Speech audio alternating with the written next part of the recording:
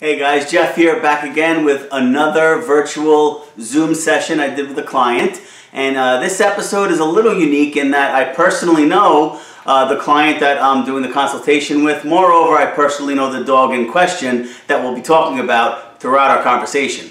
Now this consult is also unique because contrary to some of my other consultations where we're actually talking about training or I'm doing some hands-on demo on the Zoom or I'm giving them solutions to their problem, trying to modify a dog's behavior or teach the dog new behaviors.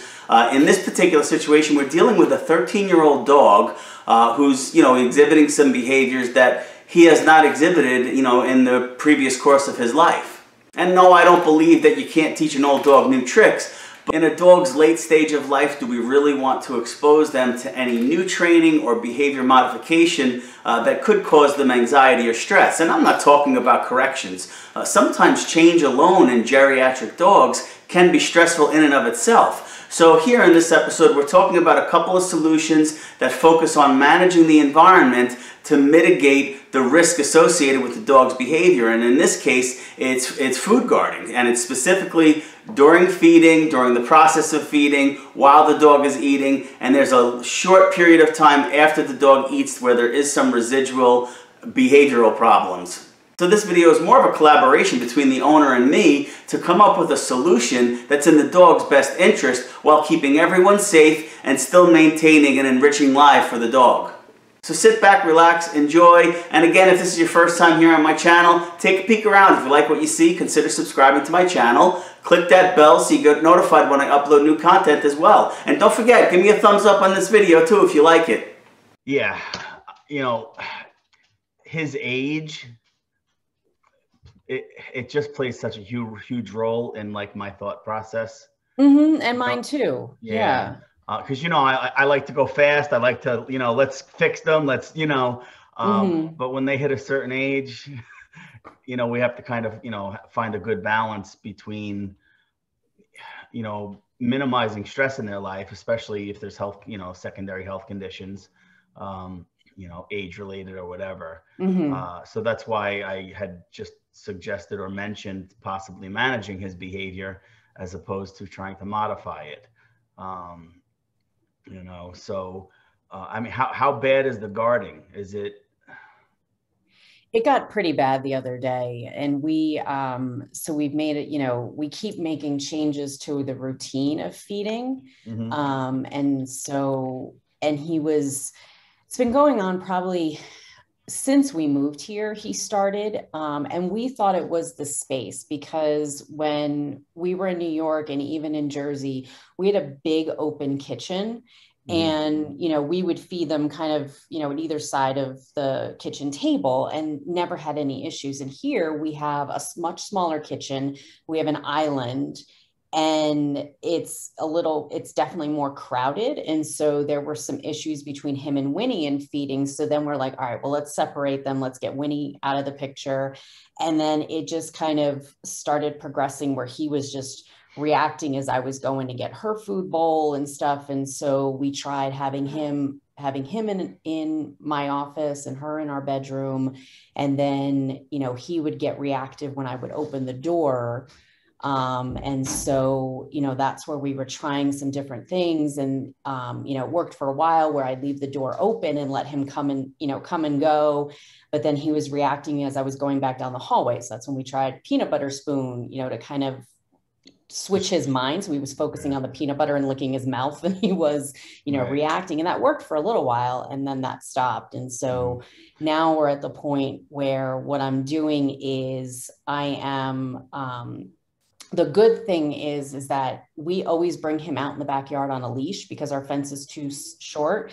And even at 13, I'm like, he's still a pit bull. Yeah. He still can jump probably. So I don't want to tempt fate with a deer or cat or another dog walking by. So what we'll do is we take him out. I take him outside on the leash, walk him around a little bit, tether him for a minute, put Winnie in our bedroom, close her door, and then drop his food bowl and let him back in the house. And then I stay outside and I do all their food prep for the next meal outside.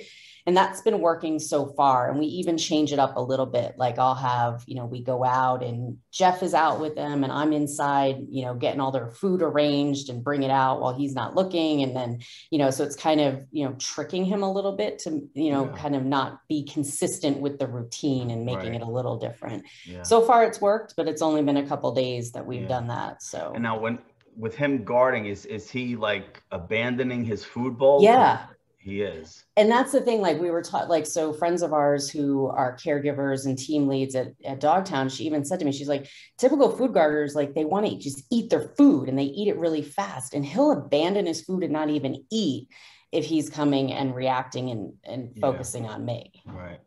Yeah. And that's like a clear delineation between food guarding and food aggression, where, even dogs that are intensely guarding their food, they'll hover over it, growl, posture, even stare down. It's uncommon that they actually move away from the resource to protect it. So that's, it's obviously it's a more challenging endeavor for sure. Yeah. Now, does he like go right after you, or does he like go a certain distance and then go back to his food? No, he just will focus on me. And so the last one that happened, he was, we've left him on his leash. And so I just grabbed the leash, took him outside, and we just walked around the backyard till he calmed down. And he kind of yawned and then he shook it off. And so as soon as he was in a much calmer state, I let him back in the house and let him finish without me in there. And then now, once his food is gone, does he still guard, or is it over? No. So then once his food is gone, we pick it up and we let Winnie out and they're fine. Okay. All right. So that's the important thing, because sometimes the scent alone or the residual of the food, the guarding can obviously continue and perpetuate for a time after eating. But as long as once the food is gone, it's over, that makes things a lot easier to manage. Now, what are some of his other health conditions? So he's fairly healthy. I mean, he just had his senior panel and everything came back fine. Right. Thyroid was fine and everything? His thyroid is fine. He's on thyroid meds and he's been on that for years, for a couple, actually probably 5 years or so. It wasn't until we moved to New York that he was on thyroid meds, so less than 6 years. And then he just takes carprofen because he's just he's just sore. He wakes up in the morning and he's stiff and kind of, doing that old man kind of movement. Right. So we give him carprofen every day. All right. And now, did he? I forget. I mean, obviously, I cared for them at some point, but I forget. Did he have guarding issues earlier in his life? No. Not with toys or bones or anything? No, I mean, he just destroyed toys, so we never really had them in the house. We only had a couple Kong bones that they would both play with and never had issues with that. Okay. And how many times a day are you feeding? Twice a day. Twice a day. Okay. And the only reason we're doing twice a day is because one of Winnie's supplements, our vet in New York had wanted her to get it twice a day rather than all at once. So I've even considered going back to feeding them just once, just to minimize the amount of times we're having to feed. Right. Yeah. I have that. Deuce is on a small feeding in the morning. I traditionally feed once a day. But he's on one in the morning because he's getting like natural anti-inflammatories for the cancer and stuff. So Sable's like staring there with the drool coming down. So now they both get a little snack in the morning. I'm a sucker. What am I going to say? Yeah, we are. I know. So you ordered the crate, right? Yes. Okay. Did it come yet? Yep. It's back there. Okay. Yeah. Has he seen it or been in it at all? He sniffed at it a little bit. He didn't go in it when I put it together. Okay. All right. So, obviously he's been in a crate, right? At some point in his life, a long time ago. Yeah. So rule number one, which I mean, I gotta say it, but it's you, so you probably know it. You can't feel bad. This is his new normal for now. Yeah. Right. So reintroducing the crate is, first of all, you don't want Winnie going in there. I know. It's got to be Jack's only. And, you know, does he still treat motivated, food motivated, like for treats and stuff? Okay. So yeah. And I can get like high value hot dogs and stuff to get him in there too. Yeah. So just open the door, you know, if there's no rush. Obviously, if there's an urgency and you need to put him in there for something, you're gonna have to use it. But just to kind of desensitize him over a day or two, keep the door open, you know, let him watch you toss treats in there, but don't make it a big deal. Don't be like, look, Jack, come on, look. Like, just, you know, maybe put him in a sit, give him a treat, and then toss a couple of other treats in the crate for him to just go in and get. Okay. Right? But when you do it, right, like let's say you put him in a sit, give him a treat, and then he sees you toss the other treats.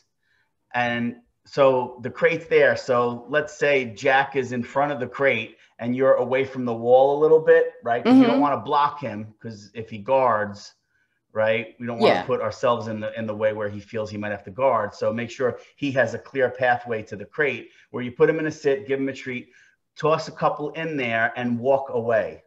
Okay. And don't look at him. Don't talk to him. Don't make it a big deal. Make it as matter of fact as possible. This way he just starts going in on his own, getting some treats. Okay. And then what you could do is with feeding, well, not a full meal, but just using his food bowl, take those same treats, maybe not have him in the room, but, you know, have a couple of treats in his food bowl and just place it just inside the crate, where he has to kind of just walk over to the crate. Obviously, his head is going to be in the crate. His body's going to be out, just to gobble up quick treats. Okay. And that's just to, you know, kind of create a positive association with the crate. Not that you guys ever punished your dogs with the crate, but no, we just use it just as when he was a puppy. But you know, it's been a long time, so it's just kind of a reintro. You know, so you could certainly, and again, ideally you do this for a few days. If you have to expedite it, you have to expedite it. But just, you know, just for your own peace of mind, that, you know, you're doing everything right and just doing the whole positive association thing. And then ultimately he's going to have to feed it, you know, have his meal in there, where I think I don't know if were we texting or messaging? I don't know. Anyway, where you would actually just put his dinner all the way in the back of the crate. So he has to go in, so his butt is in there. So now I don't know if he's going to go see the food and then turn right around to guard, right? So that's, I don't know how that's going to unfold. You may have to, as he's going in, you may have to be ready to close the door. And ideally, you know, obviously the positive association and reintroducing it, ideally he actually feels safer in there. You can even drape a little like fleece blanket over it, so he has no visual stimuli. That might settle him down a little bit. That you might have to play with, because covering the crate a lot of times settles him down. Sometimes it intensifies them if they can't see the potential and that's threat. Where the door, that was intensifying him when I had the door closed, when I was on the other side to open it to get the bowl. And that's where he was getting, that's why we left the door open. We're like, okay, let's see if, and that stops it. And it did for a little bit, but then so I mean, obviously start with an open crate, and then you could play around with it if you want, but if it's working, then you don't need to do anything. If it's manageable, it's manageable, So my question is, because part of the issues that we had, and maybe this will help with it, is that when I would put Winnie in her room and come out with his bowl, that's where he was reacting to me. So because right now what I'm doing is he's outside in the backyard. And so I'll put the bowl just where I can see it within view of the back door and our back windows as I'm outside. And I just open the door and let him in. So should I kind of slowly move the bowl towards the crate over the neck after he's used to it? And that way he's moving towards it, and then put it in the crate and let him go into it and have him kind of do that routine before I actually go inside to try to close the crate? You can, but that's why we're putting treats in his bowl as part of the progression. Because he's used to going to the bowl in the crate to get food, even though it's just a couple little treats. Right? And only, especially because once the food is gone, the guarding is over, right? So if it's just a couple of treats, and is this going to fix him? No, but our hope is that it's a quick little snack. He goes, there's no guarding, it happens fast, and then ultimately we're going to put a meal in there. Okay. You know, and the whole purpose, again, is putting it in the back of the crate is because his butt is towards you, really just to buy ourselves a second or two to be able to close the gate, the door to the crate. You know, you may have to initially, you may have to give him like his first in crate meal. You may have to just, you know, let him go in on his own, leave the door open like you normally would. But now he's got to eat in the crate before you even attempt to close it. Okay. You know, because I don't want to have you, you know, he's going into the crate to get his food and you're following him in to close the door and then he decides to guard and then. Right. That's what I was saying. Yeah. Should I just let him in and just, you know, have him do it a couple times on his own? Yeah. Before you close the door. Okay. Before I go in with him and kind of lead him in there. Right. And that's why, you know, doing the food bowl, which is a couple of treats, that will give you information. What that information is, we don't know until we try it, but that's why it's just a couple of treats. And then, you know, if he does feel any guarding coming on, once the treats are gone, it should subside. Okay. Dude, what are you doing? Standing there like an idiot. No. No, Daddy, I'm not an idiot. All right, get off.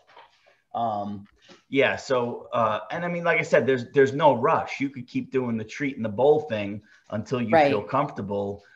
You know, and I mean, you can even give him like a mid-afternoon snack with his food, but just a very small amount. You could play it that way too. Because right now you have a management protocol that's working, right? Right. So far, yeah. Right. So far, so it's manageable. There's nothing urgent. So you could again extend these little steps over the course of a few days. Okay. You know. Okay.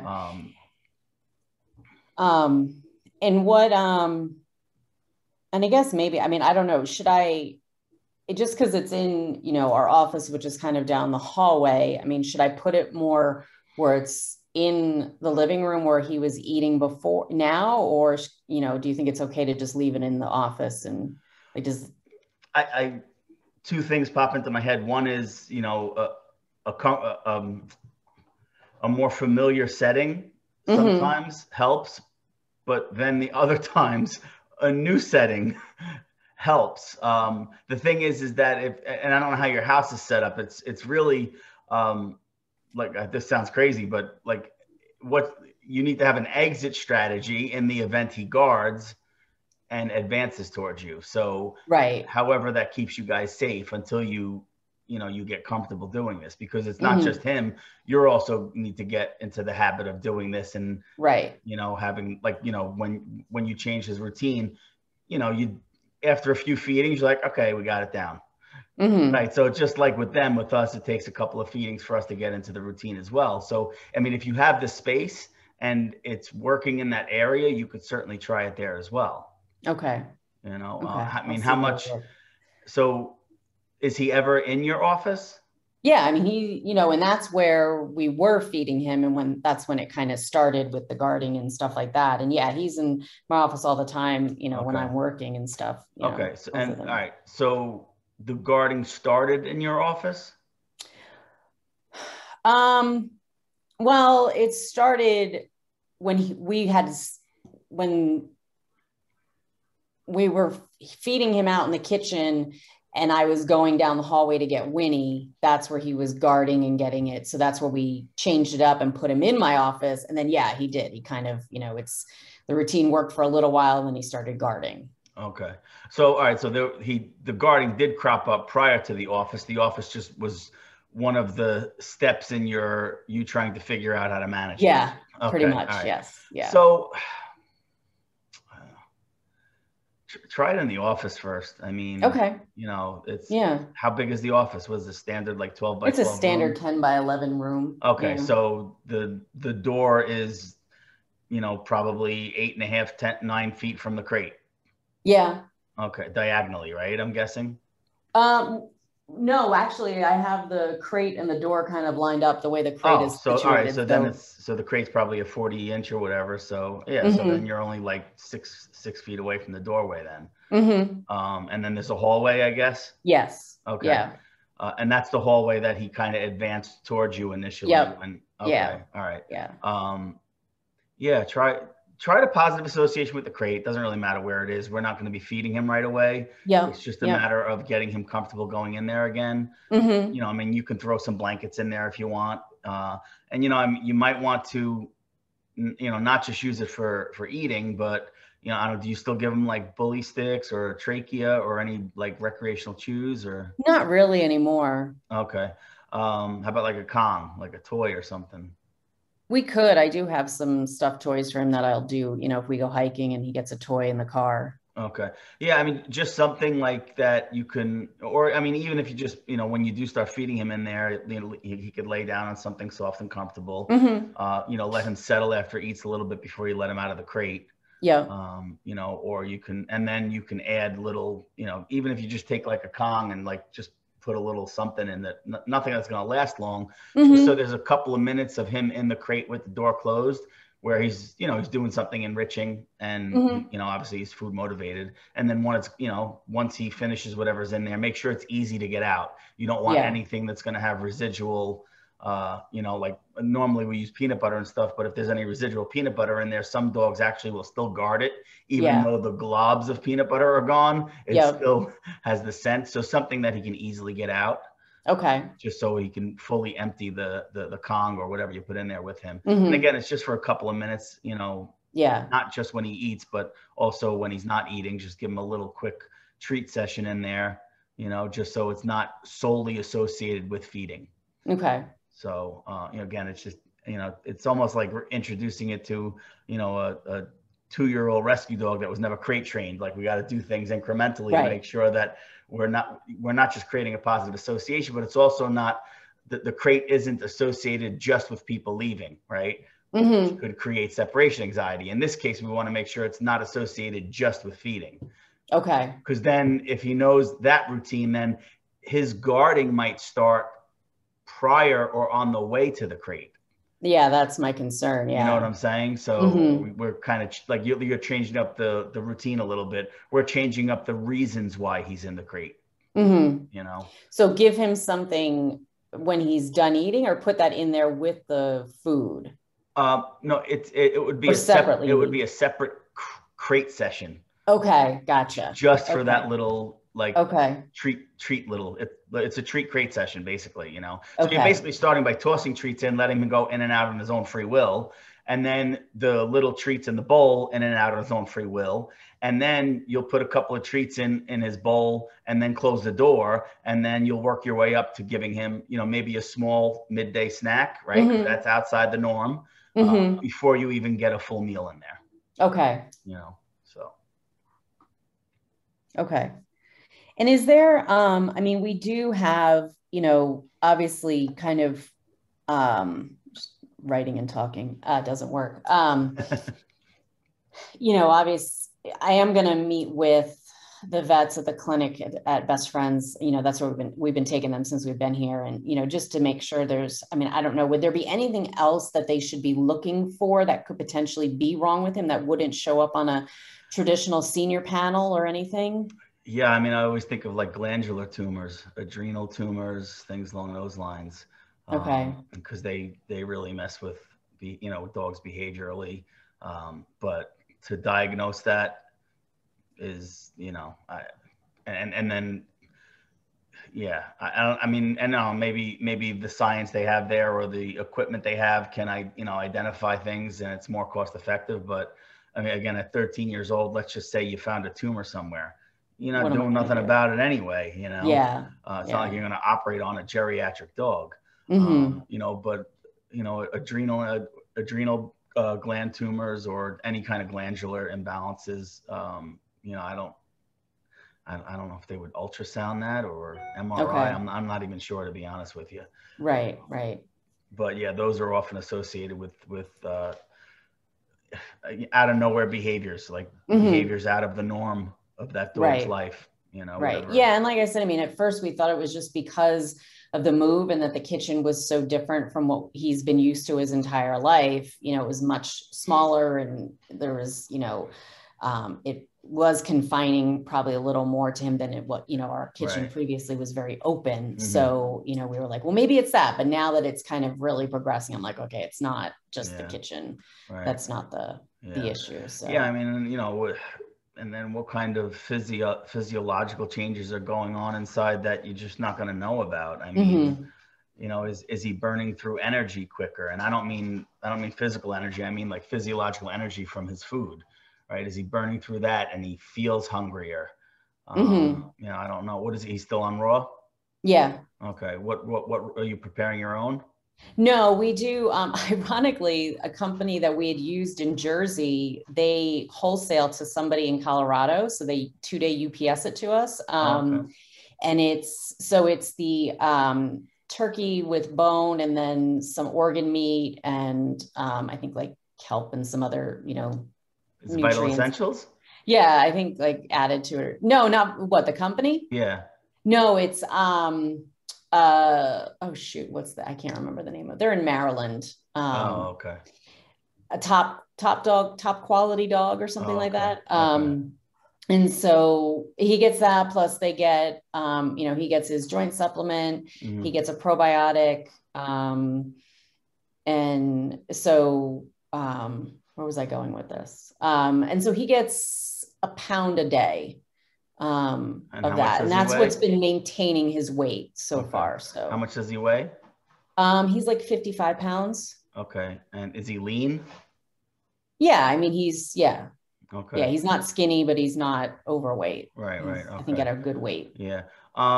So then, I mean, keep up with that. And then I would say maybe his midday snack, once you get to that point, maybe that'll make him feel a little fuller, if you will. 'Cause as you know, one thing, feeding a raw diet with none of that other crap in there, I mean, they do go right through it for the most part. Yeah. So he may be feeling a little hungrier, and then add, just a grumpy old man to the equation. That was the other thing we were attributing it to. He's just a grumpy old man. I don't know. And you might want to consider something else with a little more substance in his food. I don't know if they test like glucose levels or anything in his blood work, if his sugar was good. I'll have to ask. Yeah, so you might want to ask them about that. And I mean, it's not like you want to give him like a cup of rice or anything like that, but maybe something like broccoli florets or something that will be relatively benign as it relates to his raw diet, but something that will make him feel a little full too. Okay. And then broccoli florets. What else? I mean, that's all I would do, because that's anything else would be probably too much sugar for him. Okay. But definitely ask him about his sugar levels and stuff. Okay.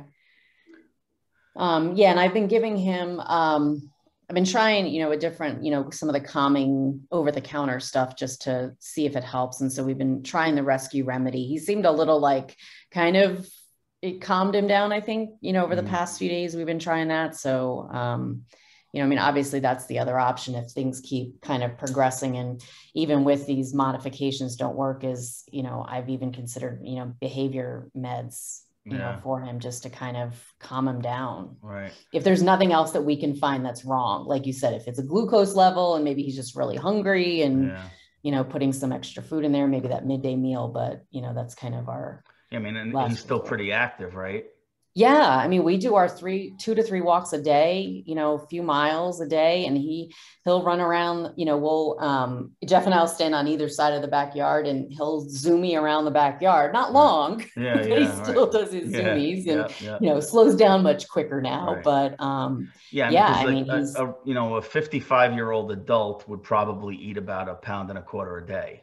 So he's a 55-pound geriatric, which I would probably feed my 55-pound geriatric like a 50-pound dog as well, a pound a day, but maybe he needs a little more right now because he still is active. But again, I would I would say adding that midday snack instead of adding more to his meals, just add the midday snack. Maybe that'll help. And then if you're going to use Bach flowers, I think holly. Let me look it up real quick. What is it? Holly, Holly. It's one of the Bach flowers that's for intolerance. Rescue remedy is okay, but it's not going to address what he's experiencing. Okay. Because the flowers that are in there are usually associated with anxiety, fear, loss. Let me just look this up real quick. I'm a little rusty on my Bach flower. I have no idea what you're talking about, Bach flowers. Rescue remedy is made by Bach Flowers.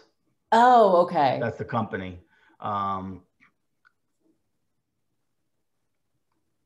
Let's see. Yeah, I'm pretty sure.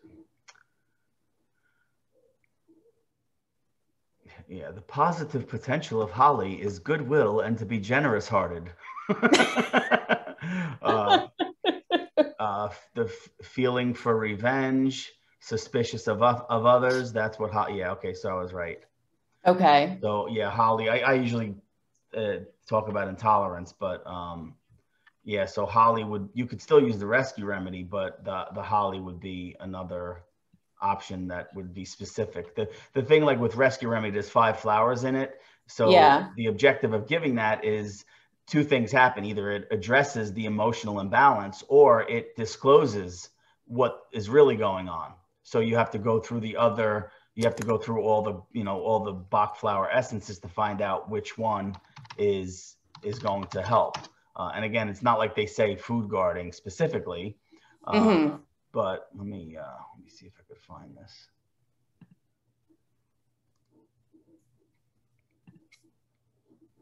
Bear with me a sec.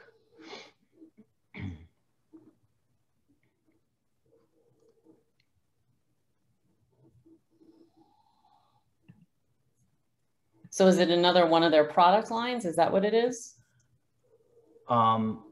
No, Bach. There's 38 Bach flowers. Rescue remedy is 5 of them in one tincture. Ah. Yeah, rescue remedy is a combination of 5 different flower essences. So okay. Beech is the other one. BEECH. In fact, you know what? Let me just do this. Did that pop up on your end? Yeah. Okay, so this is the Beech. The bottle looks just like rescue remedy, but this is the specific flower for intolerance. So Beech was the one for intolerance, and then the holly was the other one for suspicious. Beech Bach. Right, because when you're looking at Bach flowers, right, we're looking at them from a human standpoint. Then we have to kind of think in our head, what could this possibly translate into animal behavior, right? Okay. So, we don't know why he's guarding all of a sudden, right? So we do know that his advances and things like that, obviously there's fear generally involved with guarding. So if the Bach flowers was going to work, Bach flower contains rock rose. Rock rose addresses fear. Okay. So clearly it's not working because he still guards. Right. Right. So that means that we have to move on to another flower. So Beech and holly would be 2 options that you can add in with his food.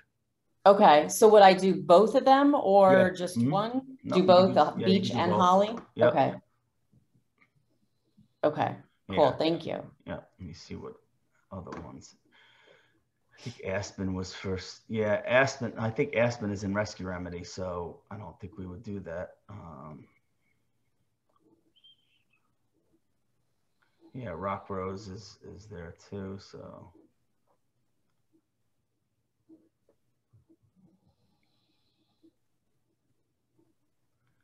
just trying to look through these real quick. It's amazing. It's actually coming back to me. Yeah, we did our Bach flower certification, I think like in 2004 or something like that. Oh my gosh. I remember a lot of that stuff. I don't remember shit I learned a year ago. Right. It's terrible. Yeah, so yeah, holly and Beech are the 2 that I thought of, and they're the ones that are sticking out, especially after I look through here. Okay. Yeah, because the aspen, I'm pretty sure the aspen is in rescue remedy. Let me just double check.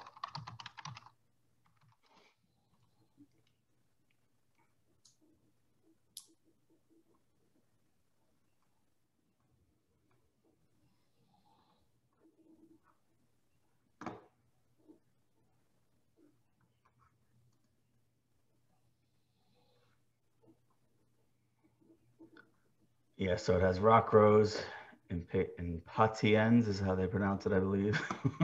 It's not impatience. Yeah, that's how I say it, but I think the Brits call it impatiens. Clematis, yeah, and cherry plum. Yeah, so aspen might help too.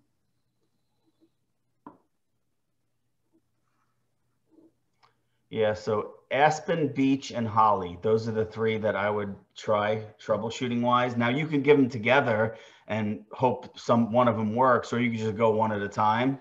So if you were going to go one at a time, I would probably go with beech first. Beech, aspen, and holly in that order, or you could just get all three and just add it according to the dose. So okay. Yeah, let me stop that. Okay, thank you. Yeah, and then yeah, I mean, I'm not a fan of pharmaceuticals, but if you have to, you have to. But it could intensify his behavior. Okay. Yeah. Really? Yeah, but you'll know pretty quickly. Like if you put him on some kind of antidepressant or antipsychotic, whatever they prescribe, you'll know literally in like 2 days. Okay. If that long, especially if they, sometimes they give two at once, but just be careful with pharmaceuticals because that could intensify his let's just call it anxiety for now. Okay. But yeah, so. Yeah, I know the team lead that, friend of ours I was talking to, she said that they consult with Dr. Paschel or Dr. Pasch, he's in Oregon. And, work with, consult with him to see too. So we'll see. I mean, obviously, yeah, I'm definitely going to try the beech and aspen and holly to see if that helps with it. Because I'd rather do it that way than give him a pharmaceutical. Right. Because if it's mental or emotional, the Bach flowers will help. If it's not, and they don't help, it's probably physical, which means it could be illness related or literally he's just hungry. Okay. And, mentally starving, if you will. Not that he's physically starving because he's in good shape. He's fed the best food, but and he could just be a grumpy old ass man. He could be. He's 13. I mean, Yeah. So first things first, start, doing the positive association thing with the crate, kind of see how that goes. And, just trust your intuition as far as when you should proceed to the next step. That's all. Okay. Yep. Okay.